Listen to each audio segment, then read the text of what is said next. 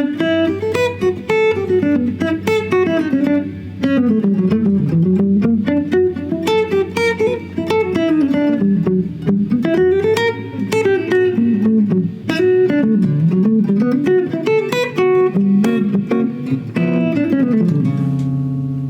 everyone, how's it going? Today we're going to talk about unique shapes that you can start moving around on the guitar that is going to introduce a very fresh element into your playing. The first thing I want to talk about is just taking two strings and creating a musical pattern that you can move around in a diatonic manner. For example, if I just take those two strings and I decide to play the B altered scale, also known as C melodic minor, the first thing I'm going to understand is the B altered, the C melodic minor scale is exactly like the C major scale, but you make sure to lower the third. So our notes are gonna be C, D, E flat, F, G, A, and B. But we're gonna be exploring that on a single string. So we're gonna have F, G, A, B, C, D, E flat, F, and G. On the top string, we're gonna have C, D, E flat, F, G, A, B, C, D. Now, if we create a sequence with that, that's gonna be something like that. Let's do it again, you see. So this is gonna be the motive I'm gonna develop now, right? As a sequence.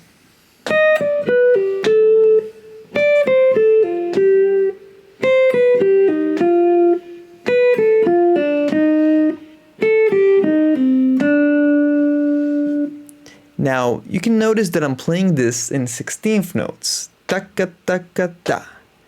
1 and a 2. I can also treat this utilizing subdivisions. So let's play this in triplets. Ta-ka, ta, ta-ka, ta, ta-ka, ta, ta-ka, ta.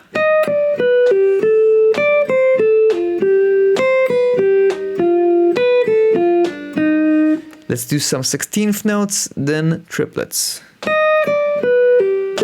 16th notes, triplets.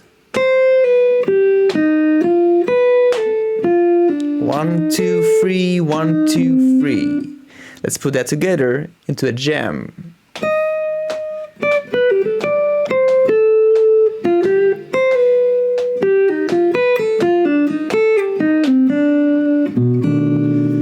You see how you're starting to getting some interesting vibes just from one pattern by finding the scale of your choice over one string and then on the other string and coupling those strings to form a sequence and come up with some cool stuff. Let's try another thing. For example, we can try and kind of introduce some scalar movement into that pattern. So we're expanding on that pattern, right? We can take this and then instead of just going, we can keep going with the scale, maybe something like this. Right? So I'm kind of doing a movement on the top string here.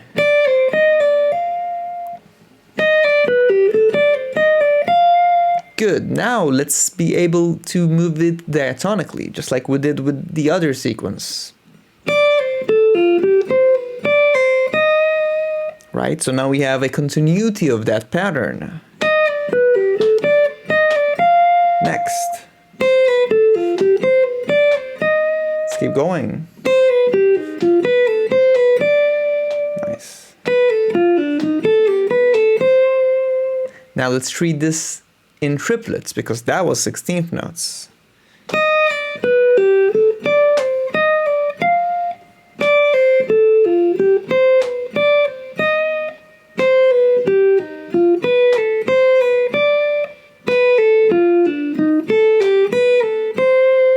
That's pretty cool, right? You see how you're getting an ocean of ideas just from being able to have diatonic mobility? The diatonic mobility really comes when you can see your scale of choice, your key of choice all over the fretboard, and the best way to start is just by playing into one string, then two string, and then coupling those strings to form an idea. Now let's do some contrast here. Let's add some nice contrast to that state of mind. Let's take something from the more lower register. For example, if I take these two strings and I play my C melodic minor, in this case B7 altered scale, on those two strings, now here's what I'm going to form. A C melodic minor scale on the lower E string would be, and on the A string it's going to be,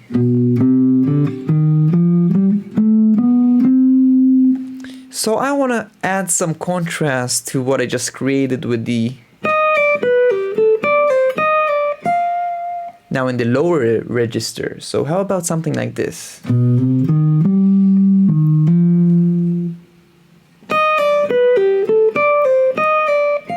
Nice.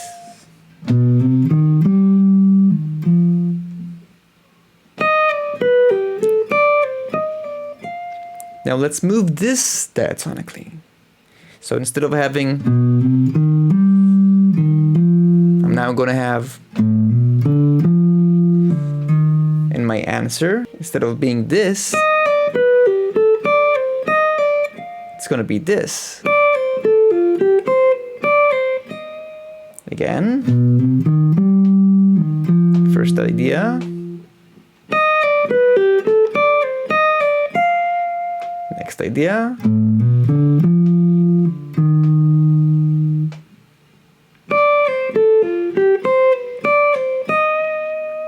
so let's explain that again, because it can be easy to miss out on, okay? So stay focused here. We had an idea on the first two couple of strings, it was this. And then I answered with the two bottom strings with this pattern over the same key, same scale. I'm going to correspond to that with,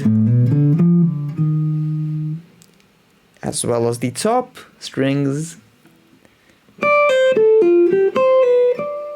Let's put that together again.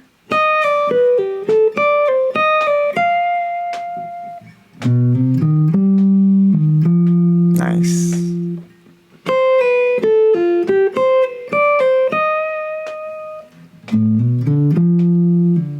Very cool. Let's keep going with that.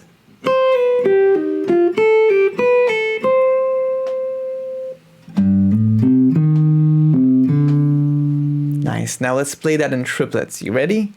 1, 2, 3, 1, 2, 3.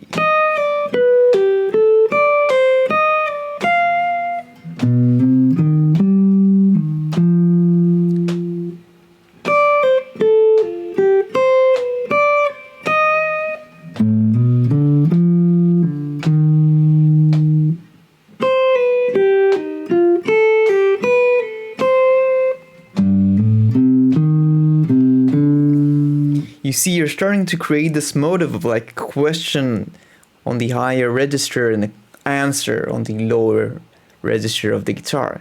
You're starting to go beyond just like playing ideas within a box, beyond seeing things as just phrases or licks, and you're starting to think about contrast and patterns and different ways you can create those. In this example, a very unique perspective of, oh, here's a couple of strings, let's create a sequence on them. Oh, here's another couple of strings, let's create a sequence on them, and then create kind of like a question and answer. Those are the stuff that I don't see people talking a lot about. But if you think about orchestration and arrangement and these kind of fields, those are always in play. Maybe you have something going on in the cellos, and then the flutes kind of give a nice answer to that, you know, corresponding melody, and then something in the upright basses in the orchestra, and then something maybe happens, you know, in the horn section. So think about the guitar as kind of like this orchestra, right? Where the main challenge is the ability to visualize these scales, where you're getting the fragments of harmony and melody all mesh up together into this beautiful dance of rhythm, harmony, intention, and music.